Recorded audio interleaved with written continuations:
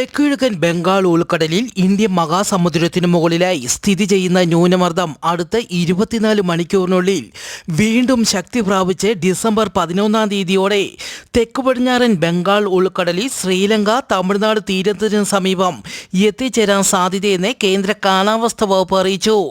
ഒറ്റപ്പെട്ട ശക്തമായ മഴയ്ക്ക് സാധ്യതയുള്ളതിനാൽ ഡിസംബർ 12 തീയതി പത്തനംതിട്ട, ഇടുക്കി, എറണാകുളം, തൃശൂർ, പാലക്കാട്, മലപ്പുറം, കോഴിക്കോട്, വയനാട് ജില്ലകളിലും ഡിസംബർ 13 തീയതി പത്തനംതിട്ട, ആലപ്പുഴ, കോട്ടയം, ഇടുക്കി, എറണാകുളം, തൃശൂർ, പാലക്കാട്, മലപ്പുറം, കാസർഗോഡ് ജില്ലകളിലും കേന്ദ്ര കാലാവസ്ഥാ വകുപ്പ് യെല്ലോ അലർട്ട് പ്രഖ്യാപിച്ചു.